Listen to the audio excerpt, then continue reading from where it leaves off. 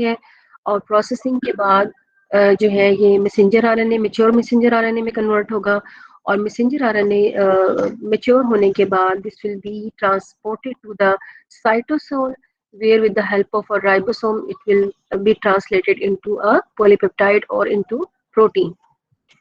So this is somehow the transcription and translation occur. इनके दरमियान में क्या फ़र्क होते हैं एक प्रोकैरियोटिक की एक यूकैरियोटिक ट्रांसक्रिप्शन से जो है वो कैसे डिफरेंट होता है, बेसिक प्रिंसिपल क्या है ट्रांसक्रिप्शन के ट्रांसलेशन के, तो उसके लिए इंफॉर्मेशन वही है जो हम पहले से जानते हैं कि डीएनए के अंदर जो 4 न्यूक्लियोटाइड हैं, adenine, guanine, cytosine and thymine, यही बेसिस हैं और इन्हीं के ही सीक्वेंस और इन्हीं के ही पैटर्न से जो है आप कहने की इंफॉर्मेशन जो है वो फ्लो करेगी। और फर्क सिर्फ ये है कि डीएनए में AGCT पाया जाता है और आरएनए में जो है वो AGCU पाया जाता है, यानी जहाँ पर टी होगा वहां पे उसको रिप्लेस कर देगा U in case of messenger RNA और in case of RNA. It is customary to describe कि flow of information जो है from the gene to the protein जो है वो linguistic होती है in terms के हमें पता होता है कि ये अगर ये ए के बाद जी आ रहा है और जी के बाद यू आ रहा है तो उसका मतलब क्या है। इसी तरीके से अगर नेक्स्ट 3 जो आपके पास सीक्वेंस आ रहा है न्यूक्लियोटाइड का तो उसका क्या मतलब है, क्योंकि हर 3 न्यूक्लियोटाइड जो हैं इन द मैसेंजर आरएनए वो किसी खास किस्म के अमाइनो एसिड को डिस्क्राइब करते हैं या किसी खास किस्म के अमाइनो एसिड के लिए वो कोड का दर्जा रखते हैं और उन्हीं कोड की फिर ट्रांसलेशन होती है इनटू द पॉलीपेप्टाइड चेन। जैसे कि इंग्लिश में लेटर्स होते हैं A to Z और उन लेटर्स को ही फिर घुमा फिरा कर और उन लेटर्स के ही कॉम्बिनेशन से आप वर्ड्स बनाते हैं और फिर आप सेंटेंसेस बनाते हैं और आप अपनी बात को कन्वे कर सकते हैं। जस्ट लाइक दैट ये न्यूक्लियोटाइड जो है ये भी आप समझ लें कि इसके लेटर्स हैं इंफॉर्मेशन के और इन्हीं के जो सीक्वेंसेस हैं और इन्हीं के जो कॉम्बिनेशंस हैं उनसे फिर इंफॉर्मेशन जो है वो फर्दर जो है वो फ्लो करेगी from the DNA to the protein. Transcription में जो है आप कहने कि ये सिंथेसिस है मैसेंजर आरएनए की जो कि ट्रांसक्राइब कर देगी अपनी इंफॉर्मेशन को इनटू द आरएनए, डीएनए जो है ट्रांसक्राइब कर देगा और इसके बनने के बाद ये जो फ्लो है प्रोटीन का वो इसको एक्चुअल फंक्शन यानी कि प्रोटीन जो कि कोई किसी एंजाइम के तौर पे भी बिहेव कर सकती है। और दो यूकैरियोट्स की अगर हम बात करें तो बहुत सारे प्रोसेसेस इसमें इन्वॉल्व होते हैं, यानी कि ट्रांसक्रिप्शन से लेकर ट्रांसलेशन के स्टार्ट होने तक मैसेंजर आरएनए में जो बहुत सारी चेंजेस आती हैं उनको हम बोलते हैं पोस्ट ट्रांसलेशनल प्रोसेसेस। और इसी तरीके से ट्रांसक्रिप्शन ट्रांसलेशन होने के बाद जो आप कह लें कि चेंजेस आती हैं, एक तो है ट्रांसलेशन हो गई, पॉलीपेप्टाइड बन गई, पॉलीपेप्टाइड बनने के बाद भी उसमें काफी सारी चेंजेस आ सकती हैं जो कि उसको एक मेच्योर आप कह लें कि प्रोटीन या एक मेच्योर एंटिटी बनाने में जो उसकी फाइनल डेस्टिनेशन के अकॉर्डिंग उसकी डिमांड के अकॉर्डिंग जो शेप इख्तियार करेगी तो बहुत सारी चेंजेस आती हैं। जैसे आपने प्रोटीन में भी पढ़ा था कि जब उसकी पहले ही प्राइमरी स्ट्रक्चर बनता है तो उसके बाद उसमें लेवल ऑफ ऑर्गेनाइजेशन जो है वो चेंज हो सकते हैं और लेवल ऑफ ऑर्गेनाइजेशन के अलावा पॉलीपेप्टाइड की जो है वो क्लीवेज भी हो सकती है, उसमें एक ही पॉलीपेप्टाइड जो है वो क्लीव होकर 2-3 या मल्टीपल पॉलीपेप्टाइड्स में कन्वर्ट हो सकती है।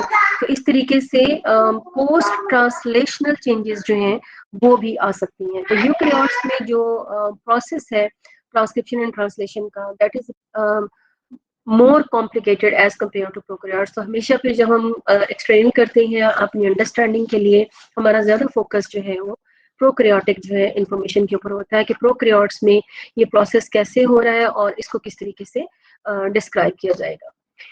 यहाँ पे एक बात मैं आपको बताती चलूँ, ये जो मैंने आपको बार बार बात कही है सेंट्रल डोगमा, तो ये सेंट्रल डोगमा का जो आप कहने की जो कॉन्सेप्ट है this was given by Francis Crick. ये वाटसन एंड क्रिक का आपने नाम सुना होगा, वाटसन एंड क्रिक, उनमें से जो क्रिक था उसने ये सेंट्रल डोगमा का जो कॉन्सेप्ट है वो दिया था 1956 में। और ओवर द टाइम मैंने आपको बताया कि इसमें फिर जो है रिसेंट मॉलिक्यूलर नॉलेज की वजह से जो है उसमें चेंजेस हैं, लेकिन मेन जो बेसिक कॉन्सेप्ट है वो यही है, ये flow of information from DNA to RNA and RNA to protein. Now let's see कि व्हाट इज जेनेटिक कोड और उसके बाद फिर हम वन बाय वन पहले ट्रांसक्रिप्शन को डिटेल से डिस्कस करेंगे एंड देन फिर हम ट्रांसलेशन को डिस्कस करेंगे।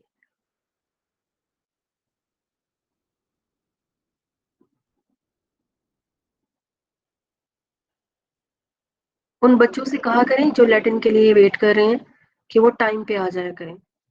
ठीक है, मैं ऑलरेडी थोड़ा सा लेट ही क्लास स्टार्ट करती हूँ ताकि आप लोग रेडी रहें, लेकिन मैं जब स्टार्ट करती हूँ आप मेरे से भी बाद में स्टार्ट होते हैं एक्चुअली।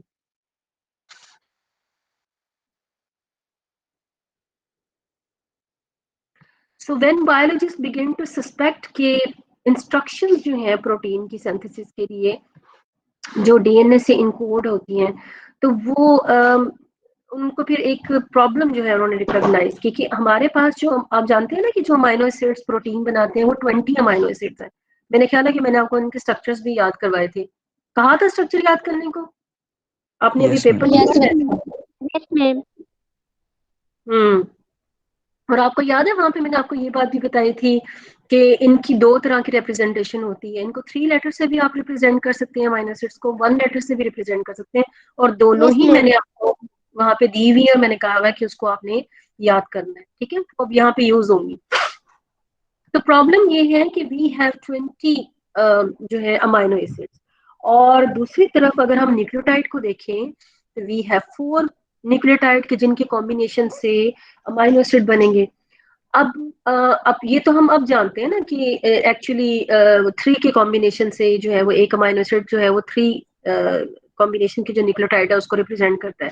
लेकिन जब इसके बारे में नहीं पता था, ठीक है, उन्होंने कहा कि ये किस तरह कॉम्बिनेशन बनेंगे कि 4 न्यूक्लियोटाइड हैं और 20 अमाइनो एसिड हैं। अगर 4 ही न्यूक्लियोटाइड को के दो दो का पेयर बनाना शुरू करें तो ये तो कोई सिर्फ 16 का कॉम्बिनेशन बनेगा। आप लोगों ने मैथ में पढ़ा हुआ है कि किस तरीके से अगर आपने कॉम्बिनेशंस बनाने हो तो 2 का बनाना हो तो कितने बनेंगे, 4 के बनाने हो तो कितने बनेंगे, ये फार्मूला देखा हुआ, पता है आपको इसके बारे में?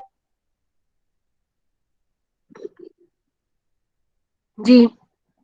फॉर एग्जाम्पल आप, मेरे ख्याल है ये 8th क्लास की बुक में या मैट्रिक की बुक में, बल्कि 8th क्लास की बुक में, मैट्रिक में तो नहीं इस तरह की चीज होगी।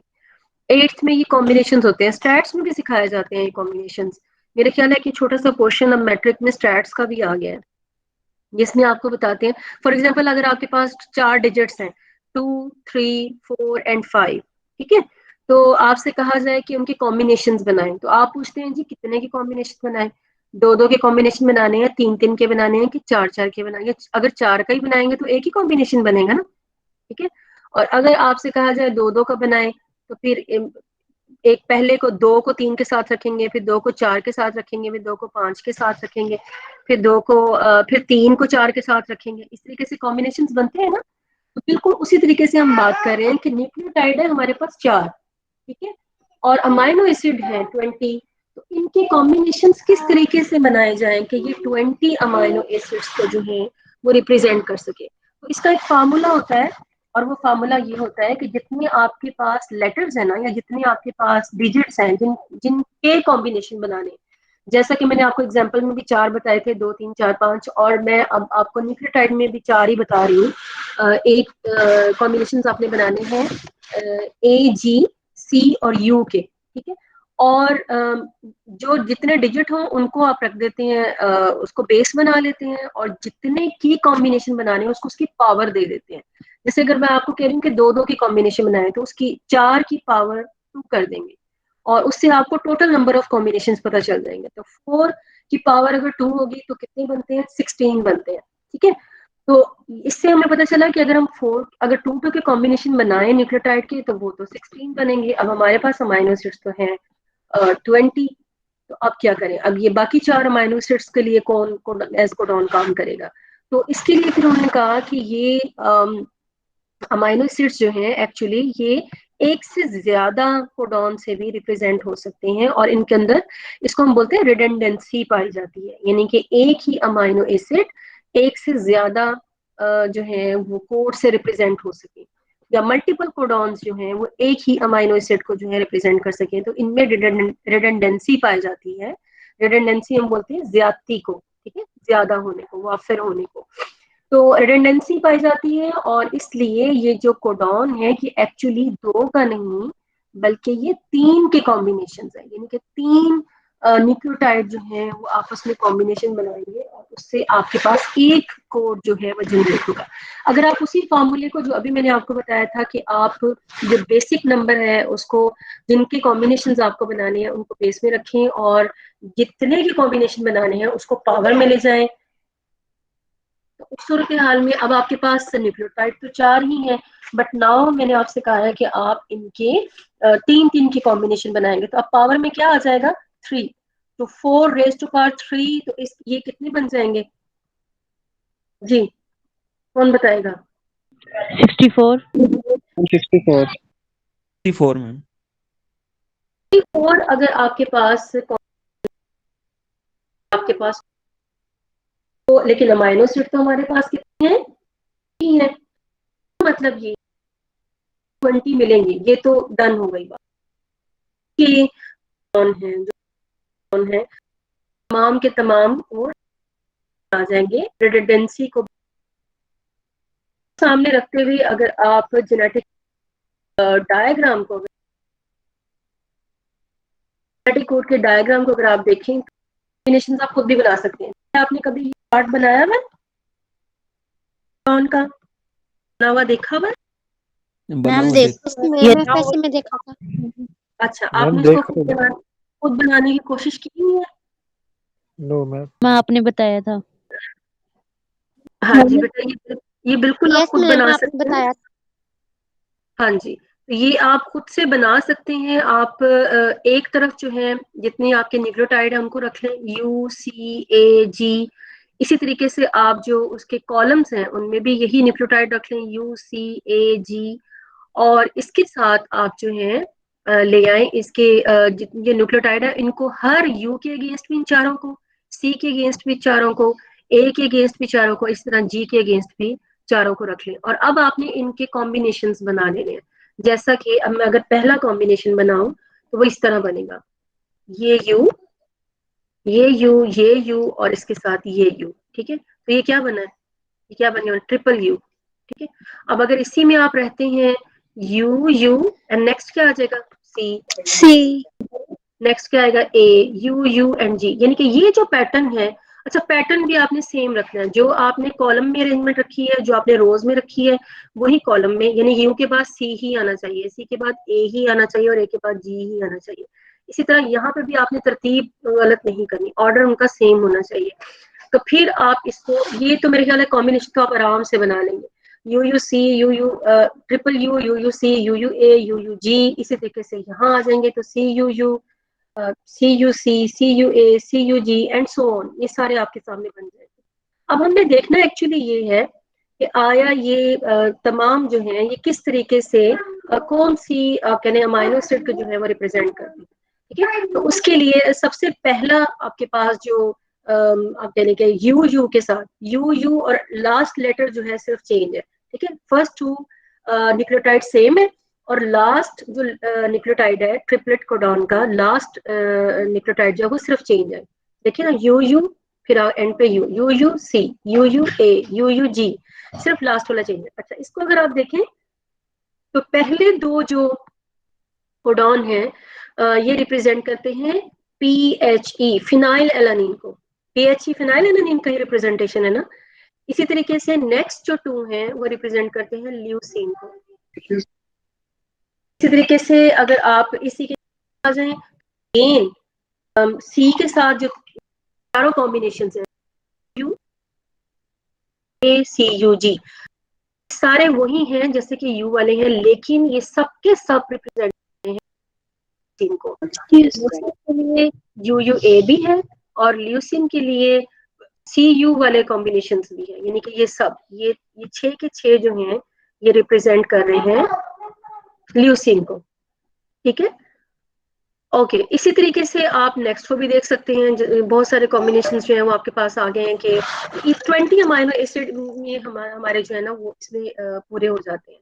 नेक्स्ट जो है आइसोल्यूसिन के लिए है तो ए यू, इसके फर्स्ट 3 जो है तरीके से ए यू जी जो है इसको हाईलाइट किया गया है। ये बेटा ये स्टार्ट कोडॉन, कोई भी पॉलीपेप्टाइड चेन, मैं जनरल बात कर रही हूँ, एक्सेप्शंस हो सकती है, नहीं है कि हमेशा पॉलीपेप्टाइड जो है AUG से ही स्टार्ट हो, इसमें एक्सेप्शंस हो।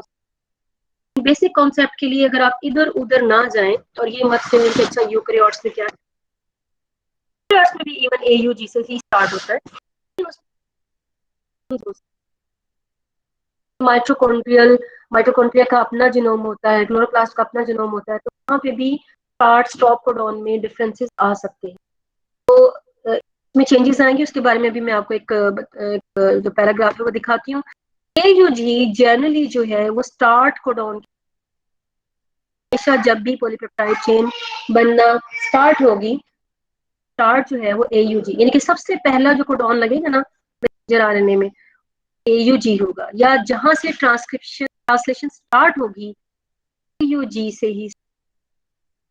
उसके बाद GUU, GUC, GUA and GUG, ये सब के सब जो हैं ये वैलिन को जो रिप्रेजेंट कर रहे हैं, वैलिन जो अमाइनो एसिड है उसको रिप्रेजेंट कर रहे हैं। उसके बाद हमारे पास आ जाता है सी की जो कॉलम है, और सी की कॉलम में पहले U, E और फिर ये तमाम लेटर्स क्या आ जाएंगे, UCU, UCC, UCA, UCG, serine को, इसी तरीके से नीचे वाले प्रोलीन को, नीचे वाले थ्रियोनिन को, उसके नीचे वाले एलानिन को, और इस तरीके से अब आपके पास जो थर्ड कॉलम है अंदर ये जो दो आपके पास कोडॉन आ रहे हैं जो कि है UAA और UAG, ये दोनों ही कोडॉन जो है, इसके अलावा एक तीसरा और भी है टॉप कोडॉन से कोई भी अगर मैसेंजर आरएनए पे प्रेजेंट होगा वहां पे पॉलीपेप्टाइड चेन बनना बंद हो जाएगी। बेशक उसके बाद अगर कोई कोडॉन मौजूद है तो वो रहे, लेकिन यहाँ पे अगर ये मौजूद होगा, जहाँ पे ये आ जाएगा,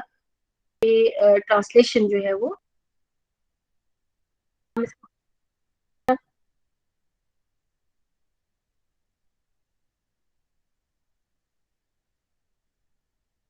मुझे लगा किसी ने हैंड रेस किया। जी बरीरा, आप कुछ कहना चाह रही हैं?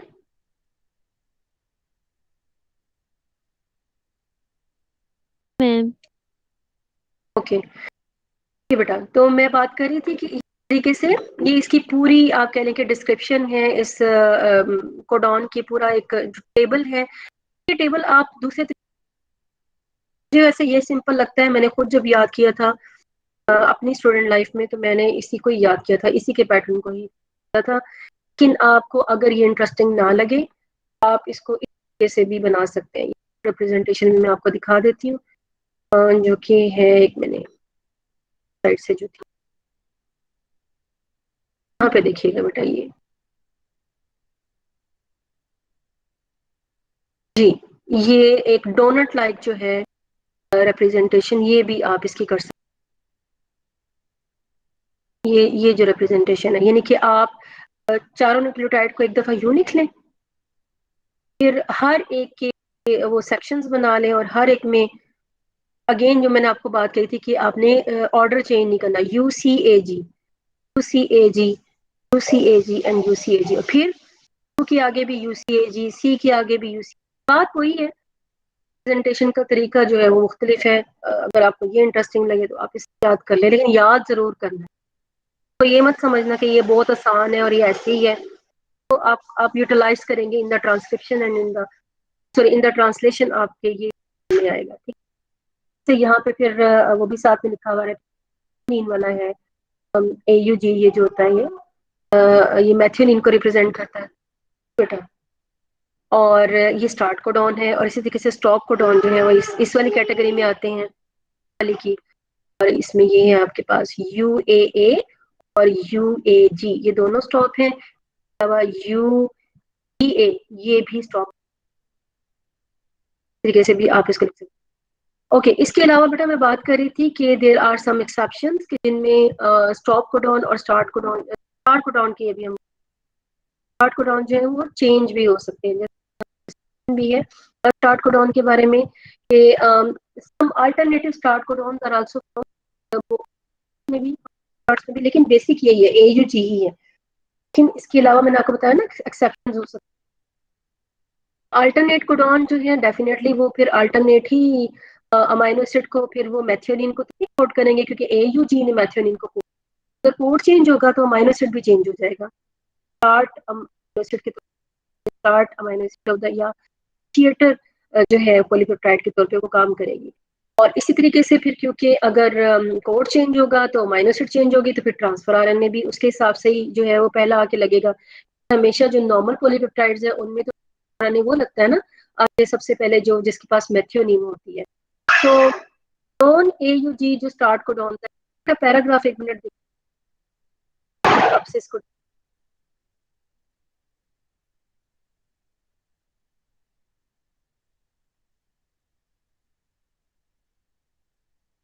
ये जो मैं भी आपको दिखा रही थी ये आप देख पा रहे थे? Yes ma'am. Yes ma'am. Okay ठीक है। तो ये इसको जरा पैराग्राफ को पढ़िएगा, ये वाला जो मैं हाईलाइट करके जा रही हूँ, ये वाला। ठीक है, मैं अभी आपसे बात करती हूँ। Okay ma'am.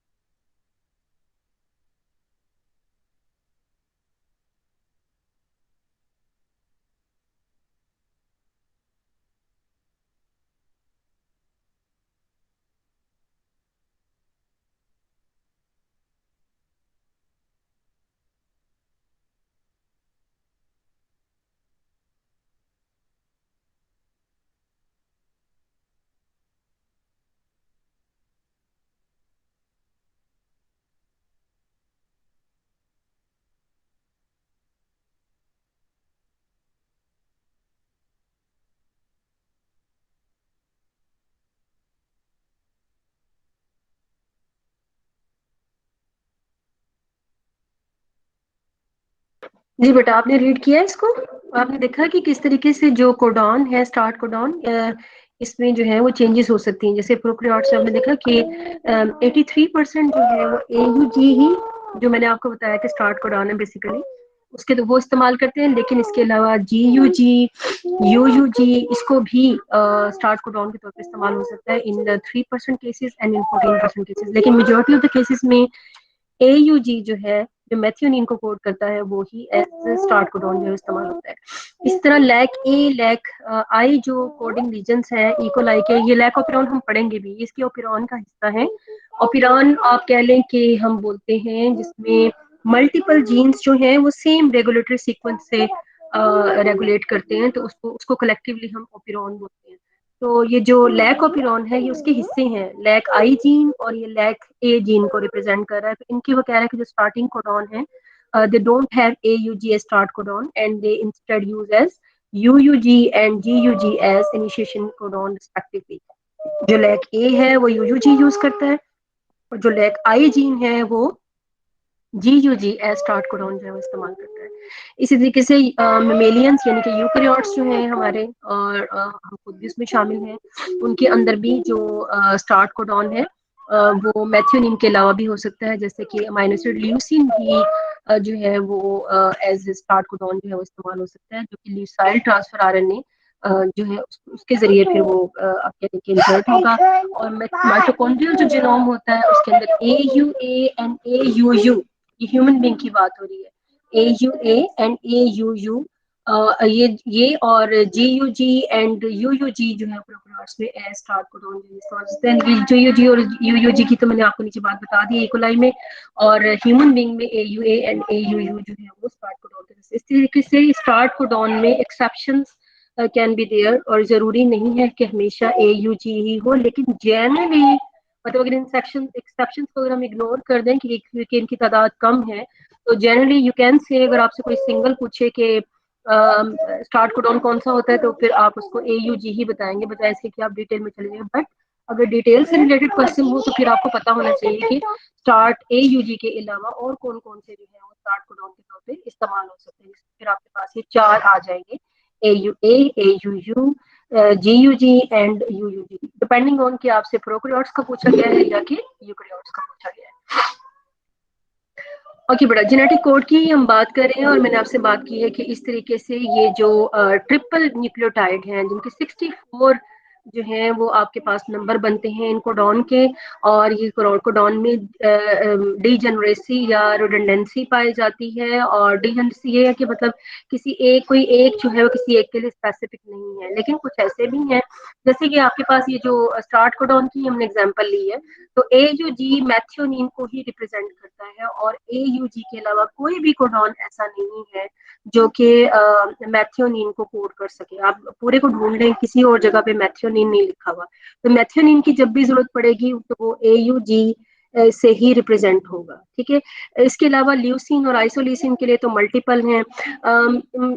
इसी से रिलेटेड जो है ना डीजेनरेसी के दो बातें हैं, दो आप कह रहे कि फीचर्स हैं जो मैं आपसे डिस्कस करना चाहूंगी। एक को हम बोलते हैं आप कह लें कि 2 लेटर्स की या 2 न्यूक्लियोटाइड की जो है वो डीजेनरेसी, और एक को हम बोलते हैं 3 न्यूक्लियोटाइड की डीजेनरेसी। अब 2 न्यूक्लियोटाइड की डीजेनरेसी क्या है, वो ये देखिएगा कि अगर फर्स्ट 2 लेटर्स तो सेम हो। 2 लेटर की डीजेनरेसी का हरगिज ये मतलब नहीं है कि फर्स्ट 2 लेटर ही सेम हो। अगली बात भी आपने सुन लेनी है, क्योंकि बच्चे इसी पे फोकस कर लेते हैं, इसको इसके साथ स्टिक हो जाते हैं। तो फर्स्ट 2 लेटर्स तो सेम हो, लेकिन लास्ट 2 लेटर्स में जो वेरिएशंस है ना, जैसे कि अगर मैं आपको ये वाला केस दिखाऊं, ये ल्यूसिन का केस देखिएगा, CUU, CUC, CUA, CUG। अब इसमें लास्ट ये लेटर भी चेंज हो रहा है, यू, ये भी चेंज हो रहा है, ये भी चेंज हो रहा है, ये भी चेंज हो रहा है। चारों न्यूक्लियोटाइड जो हैं वो चेंज हो रहे हैं, लेकिन फर्स्ट 2 लेटर जो है वो सेम है। तो ये जो डीजेनरेसी है, this is known as 4 digit जो है उसकी डीजेनरेसी है। 4 डिजिट की क्यों है? क्योंकि 4 डिफरेंट डिजिट आते हैं, लेकिन चीज एक ही को वो रिप्रेजेंट कर रहे हैं। ठीक है, यानी 4 डिफरेंट न्यूक्लियोटाइड है, लेकिन रिप्रेजेंटेशन जो है वो एक ही की है। और 4 डिफरेंट न्यूक्लियोटाइड्स कौन सी प्लेस पे हैं? 3rd नंबर प्लेस पे है। ठीक है, आप नोट कीजिएगा जो डिफरेंस है वो थर्ड नंबर पे ही आ रहा है, पहले टू लेटर्स तो सेम ही है हर जगह पे, ठीक है। अच्छा, उसके बाद ये होगी 4 वाली। अब हम अगर कहते हैं कि कोई ऐसा कि जिसकी 3 डिजिट वाली जो है वो डिजनरेसी, 3 डिजिट की डिजनरेसी में आपके पास ये आ जाता है आइसोल्यूसिन। देखिए इसके पहले 2 लेटर सेम है, A U A U A U, लेकिन जो लास्ट लेटर है, लास्ट वाला जो न्यूक्लियोटाइड है, वो 3 ऐसे हैं कि जिनकी अदल बदल अगर हो जाए तो फर्क नहीं पड़ता, वो आइसोल्यूसिन ही रहेगा। चाहे यू आ जाए, चाहे सी आ जाए, चाहे ए आ जाए, वो आइसोल्यूसिन ही रहेगा। तो ये 3 न्यूक्लियोटाइड की डिजनरेसी है। इसी तरीके से कुछ ऐसे भी हैं हमारे पास जिनके पास 2 न्यूक्लियोटाइड की डिजनरेसी है। वो कौन से हैं? जैसे हिस्टीडीन है, ग्लूटामीन है, एस्पाराजीन है, लाइसिन है। इनके अंदर 2 लेटर्स की डिजनरेसी। क्यों 2 लेटर्स की? ये फर्स्ट 2 को छोड़ के जो लास्ट वाले जो न्यूक्लियोटाइड है, उनमें सिर्फ 2 की इनके पास चॉइस है। अगर यू होगा तो हिस्टिडीन होगा, सी होगा तो हिस्टिडीन होगा। अगर यहाँ पे ए या जी आ जाएगा तो वो हिस्टिडीन नहीं रहेगा, वो फिर क्या बन जाएगा? ग्लूटामीन बन जाएगा, ठीक है। तो इस तरीके से ये डिजनरेसी होती है 2 न्यूक्लियोटाइड की, 3 न्यूक्लियोटाइड की एंड 4 न्यूक्लियोटाइड की डिजनरेसी। ये कॉन्सेप्ट समझ में आया आपको? Yes, ma'am. Yes, ma'am. Okay. इसके अलावा बेटा ये जो भी मैसेंजर आरएनए बनता है, अगर आपने नोट किया हो तो ये हमेशा 5 to 3 प्राइम डायरेक्शन में होता है। 5 to 3 डायरेक्शन में कोई भी मैसेंजर आरएनए ऐसा नहीं है जो कि 3 to 5 प्राइम डायरेक्शन में जिसकी हम बात करें। हमेशा हम उसको जब लिखते हैं, जैसे डीएनए के बारे में हम कहते हैं ना, उसके पास 2 तरह के स्ट्रैंड्स होते हैं, एक 5 to 3 होता है, एक उसके पास 3 to 5 होता है। लेकिन मैसेंजर आरएनए क्योंकि सिंगल स्ट्रैंड होता है, तो ये हमेशा 5 to 3 डायरेक्शन में जो है ये इसकी डायरेक्शन को लिखा जाता है, ठीक है। और 5 to 3 डायरेक्शन में क्योंकि लिखा जाता है, तो आप अज्यूम कर सकते हैं कि ये बनता कैसे होगा। ये मैं वापस इस डायग्राम पे आ रही हूँ कि इसके मैसेंजर आरएनए को बनाने के लिए जो स्ट्रैंड, क्योंकि डीएनए के पास 2 स्ट्रैंड्स हैं, तो उनमें से कौन सी स्ट्रैंड जो है वो एज टेम्पलेट, एज मॉडल जो है वो एक्ट करेगी, जिसको फॉलो करते हुए मैसेंजर आरएनए जो है वो बनेगा। तो जो स्ट्रैंड इसके टेम्पलेट के तौर पे इस्तेमाल होती है वो हमेशा 3 to 5 वाली होगी। ये मेरे ख्याल है आपको याद करना भी आसान है और इसके लिए कोई एम्बिगुइटी नहीं होनी चाहिए। उसकी रीजन ये है कि मैसेंजर आरएनए खुद जो है वो 5 to 3 डायरेक्शन में है, तो टेम्पलेट स्ट्रैंड डेफिनेटली फिर 3 to 5 डायरेक्शन में ही होगी। तो 3 to 5 वाली जो है इसको हम कहते हैं कि this one is template strand, और इससे जो मैसेंजर आरएनए बनता है वो बनता है 5 prime to 3 prime in direction. और फिर जिस तरह के कोड होंगे ट्रिपल कोड, उसी तरह की प्रोटीन को फिर ये ट्रांसलेशन में जो है वो कोड कर देगा। जी, और किस तरीके से ये कोड कैसे क्रैक हुआ, इसके बारे में थोड़ी सी एक इंटरेस्टिंग सी हिस्ट्री है कि ये कैसे पता चला कि GUG जो है वो वैलिन को रिप्रेजेंट कर रहा है, या GCA जो है वो एलानिन को कोड करता है। तो ये पता हमें कैसे चला? तो इसके लिए जो है फर्स्ट टाइम जिसने काम किया था, इम्पोर्टेंट जिसकी ये डिस्कवरी है, वो मार्शल नीरनबर्ग है, जिसने 1961 में कोड को, यानी जेनेटिक कोड को जो है वो क्रैक किया था। और उसने कहा कि ये एक्चुअली सबसे पहले उसने क्या किया था कि जो यू है ना, सिर्फ यू लेकर और उसका पोली यू बनाया, यानी कि पोली यू का आप कह लें कि उसने मैसेंजर आरएनए बनाया, ऐसा कंस्ट्रक्ट किया जानबूझ के इन विट्रो लैब में, ठीक है। मतलब ओरिजिनल नहीं था वो।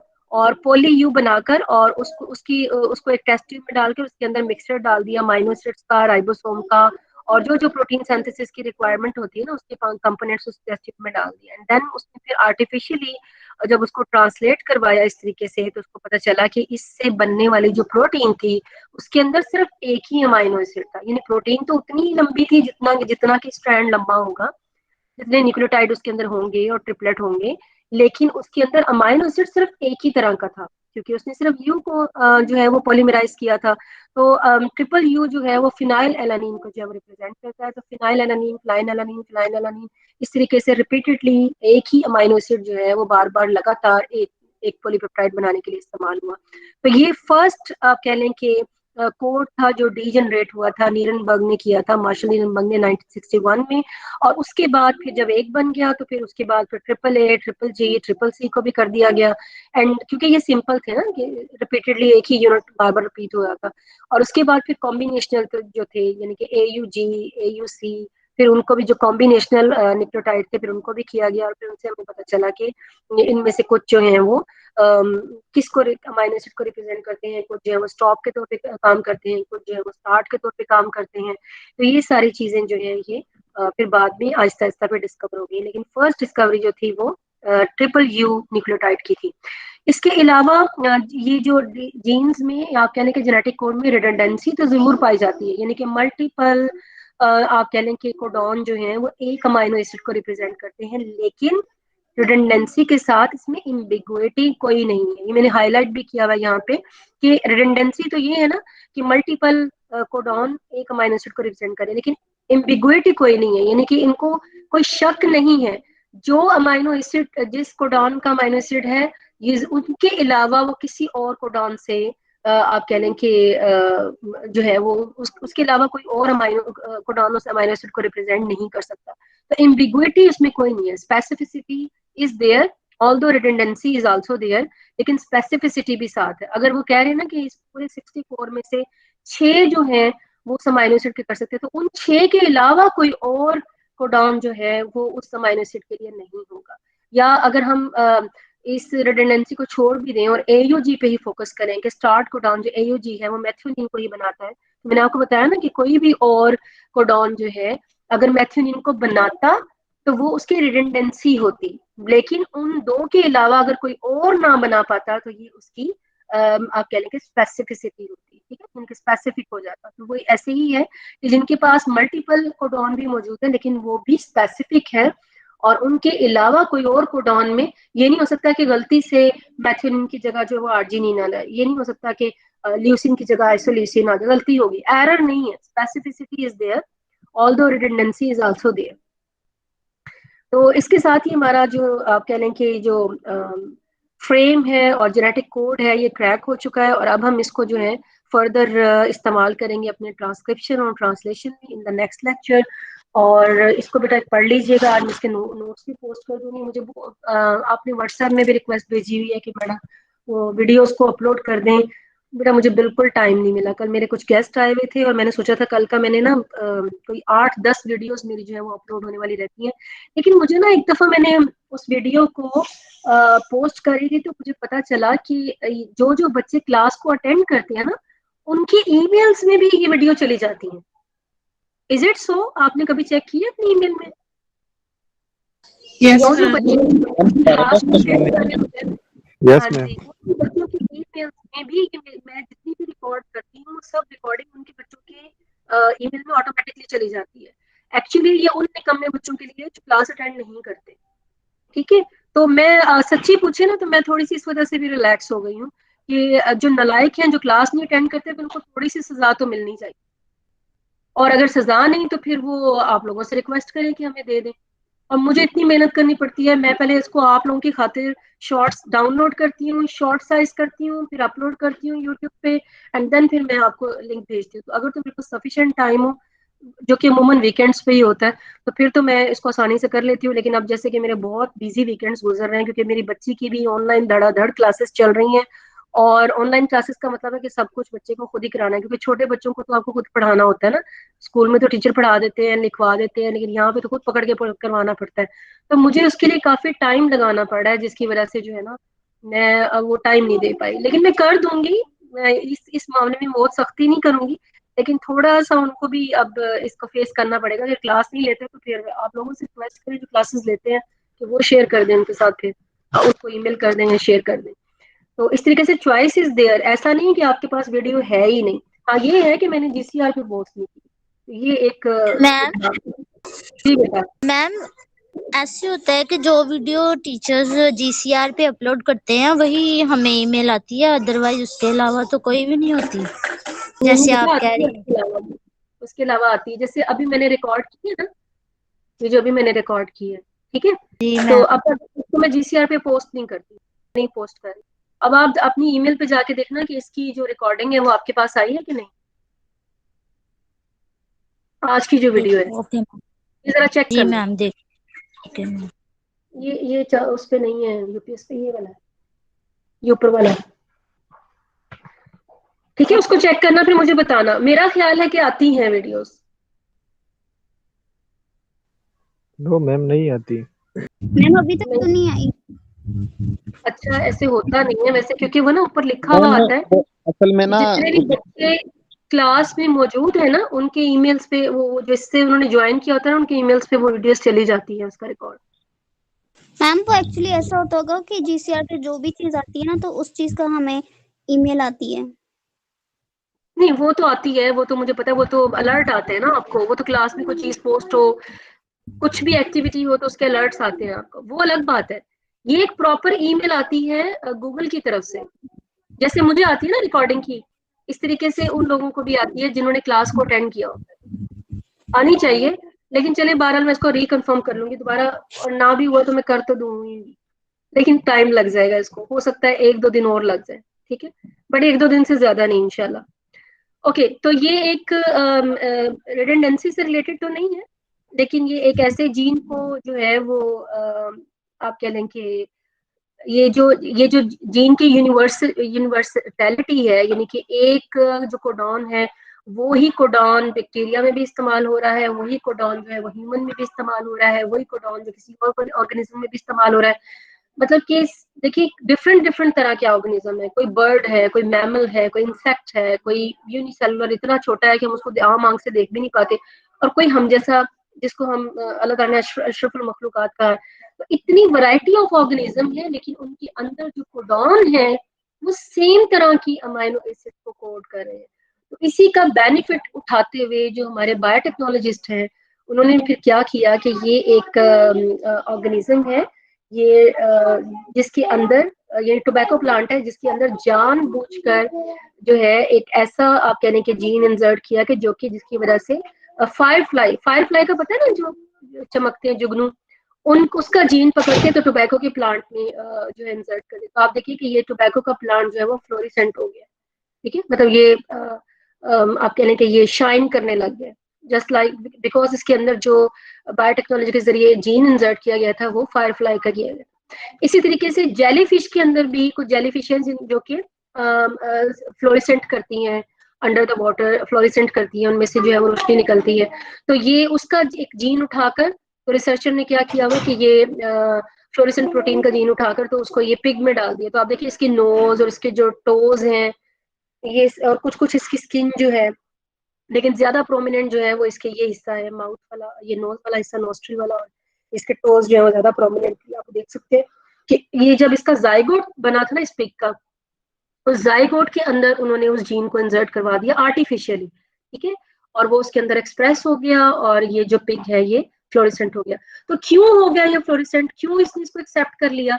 बिकॉज कि ये जो जेनेटिक कोडॉन है, ये जो कोडॉन है, दिस इज यूनिवर्सल, ये हर तरह की ऑर्गेनिज्म में, मतलब स्टार्ट और स्टॉप को छोड़ के, ठीक है, मैंने आपको कहा कि एक्सेप्शंस आर देयर, बट आप बाकियों को अगर आप देखें तो हर तरह के ऑर्गेनिज्म में जो एक कोडॉन है, that is specific for only one amino acid, और वो उस अमाइनो एसिड को ही कोड करेगा, चाहे वो पिग में चला जाए, चाहे वो किसी प्लांट में चला जाए, चाहे वो किसी इंसेक्ट में चला जाए, चाहे वो उसी ऑर्गेनिज्म में रहे कि जहाँ से आपने उसको पिक किया है या जहाँ से आपने उसको आइसोलेट किया।